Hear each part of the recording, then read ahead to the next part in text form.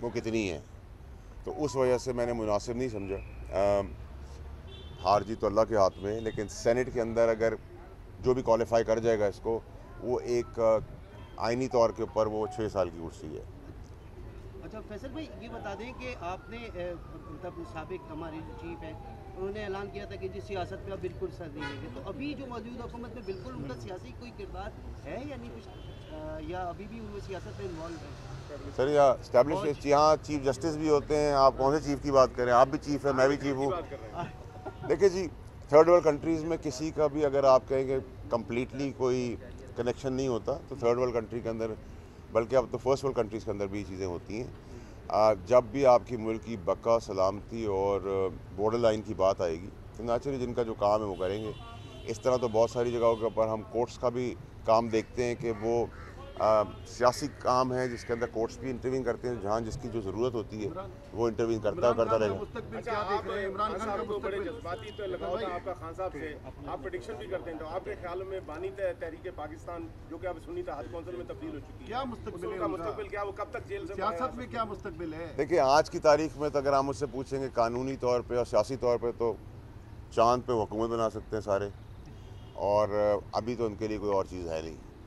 आगे वक्त हाल वक्त ज़रूरत पाकिस्तान में बहुत कुछ हुआ है, तो उसके तहत तो मैं कुछ भी नहीं कह सकता आपको, लेकिन एज ऑफ नाउ वो चांद पे हुकूमत बनाएं तो ज़्यादा बेहतर है। अच्छा सर, ये बताइएगा, आपने जो है वो बात की थी कि सदारत जो है वो आपको सदारती हाउस में आपने कहा था कि आपको सदर जरदारी की तस्वीर मानते हैं, या उनके लिए कोई पैगाम है इस मौजूदा सूरत हाल में उनको क्या करना चाहिए इमरान खान को? देखिए जी, मैंने तो जो उनको समझाया था उनको मेरी समझ आई नहीं थी, और आगे भी जो मैं समझा रहा हूँ वो उनको समझ नहीं आ रही, तो वो उनकी मर्ज़ी है। उनका कद काट एज अ सियासी लीडर बहुत बड़ा है, तो मैं तो उन तक नहीं पहुँच सकता, लेकिन जो चीज़ें मैंने उनको उस टाइम पे कही थी वो सुन लेते, काश तो बहुत बेहतरी होती।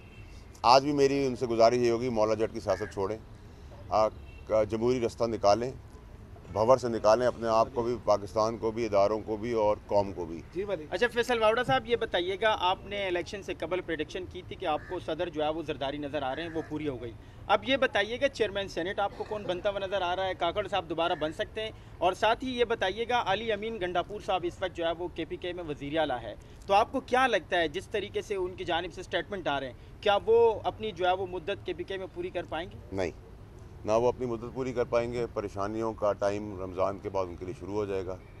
जो भी 9 मई के अंदर नॉमिनेटेड हैं, कोई भी आइनी तरमीम या नामुमकिनात में से तो कोई भी चीज़ पाकिस्तान में नहीं है। अच्छा, जो 11 बजे ओथ ले सकता है और वही 11 बजे जेल भी, 11 बज के 1 मिनट जेल भी जा सकता है। ये तो पाकिस्तान की तारीख रही है, तो उस तारीख के हिसाब से चला करें।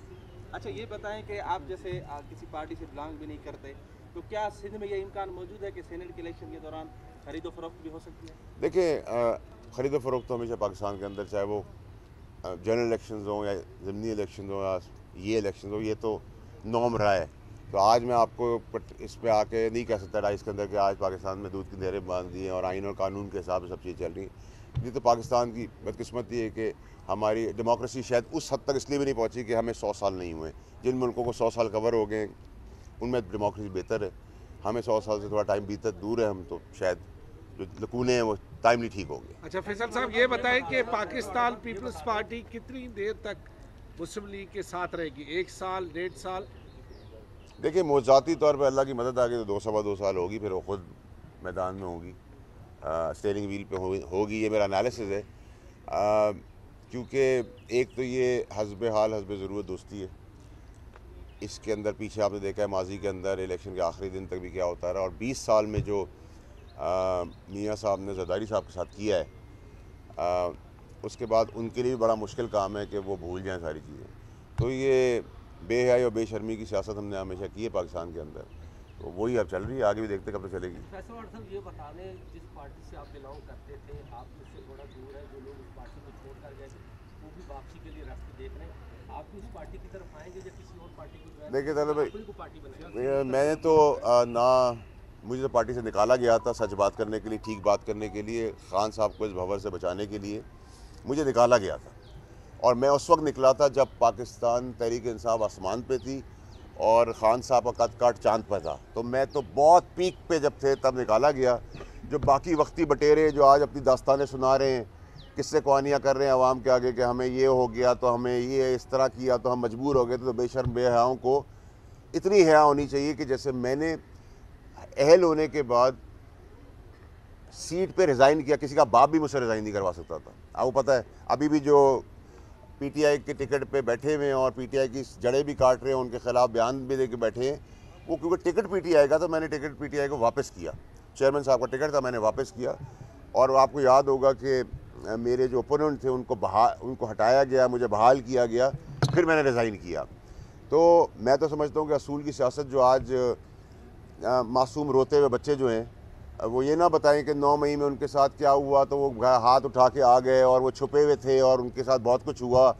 उनको कहे हया ये है कि अगर तुमने खिलाफ बात की है और तुम मानते हो, उस कुर्सी से भी हटो जो तुम्हें पार्टी ने दी थी।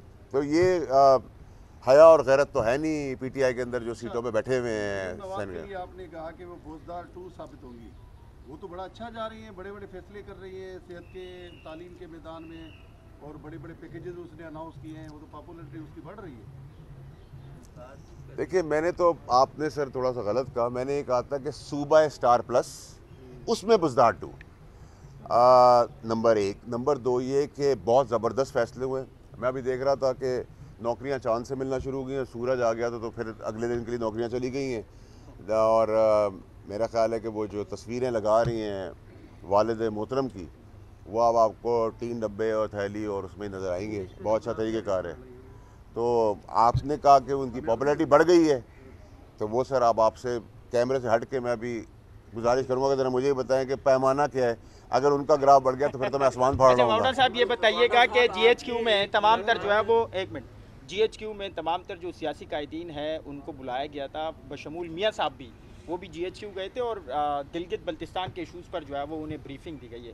आप क्या समझते हैं कि सियासी जितने भी कायदीन हैं उनको जीएचक्यू में जाकर फैसले करने चाहिए या पार्लियामान के अंदर फैसले करने चाहिए? मैं आपको नंबर देता हूँ डीजी ISPR का, आप उनसे रुजू करें, वो आपका फौजी सारे सवाल करेंगे। मैं तो मजाज नहीं रखता कि जवाब दे सकूँ। एक बार मुलाकात हुई थी जरदारी साहब के साथ, एक दफ़ा नहीं, आपने रिपोर्ट एक दफ़ा की, कोई तस्वीर एक दफ़ा बाहर आई, 100 दफ़ा हो चुकी है। अच्छा बिल्कुल होगी। अच्छा ये बताएं कि भाई मैं जरदारी साहब का बेटा बनाऊं तो एक दफ़ा तो नहीं मुलाकात करूंगा ना, 100 से लेके 1000 दफ़ा करूंगा। ये बताएं कि आसिफ अली जरदारी साहब आपकी जो 100 मुलाकातें हुई और आपने कहा कि इससे तो बेटा नहीं हुआ, क्या आसिफ अली जरदारी साहब ने आपको पाकिस्तान पीपल्स पार्टी ज्वाइन करने की ऑफर की है, हाँ या नहीं? रोजे में हो, सच्ची बताना, हाँ या नहीं? देखिए मेरी अभी उम्र ऐसी है कि अभी अगर मैं 2, 4 और 5, 10 शादियाँ भी करना चाहूँ तो उसके लिए हाँ होगी। हाँ। तो इसी तरह जब तक मेरी उम्र है, जब तक तेज़ी चल रही है अल्लाह की तरफ से, उनकी तरफ हो या कोई और पार्टी हो, मैं भी उनको वेलकम कर सकता हूँ और वो भी मुझे वेलकम कर सकते हैं। तो जैसे रिश्ते का एक एज होती है ना, वैसे सियासत की भी एक हो जाती है। मेरी एज अभी काफ़ी है उसके अंदर। वेलकम करेंगे अभी तो मैंने घर में किया था, आपने दिल में किया है। और कोई सवाल? आपने जब आप पीटीआई में थे शुरू में, तो उस वक्त आपने ये कहा था कि बैरून मुल्क से लोग यहाँ नौकरियाँ करते हैं। हाँ, मैंने एक गलती की है सिर्फ सियासत के अंदर, वही मैंने माजरत भी कर ली थी। अब मैं कह रहा हूँ सब बैरून मुल्क सियासतदान भी चले जाएंगे। अच्छा, ये चांद का बार बार आप जिक्र करते हैं, चांद में तो रहने जैसी कोई चीज़ ही नहीं आपसी। देखिए मेरी वालदा इस दुनिया में नहीं रही, वो हमेशा मुझे कहती थी मेरा बेटा चांद जैसा लगता है, तो मुझे याद आती है उनकी बात।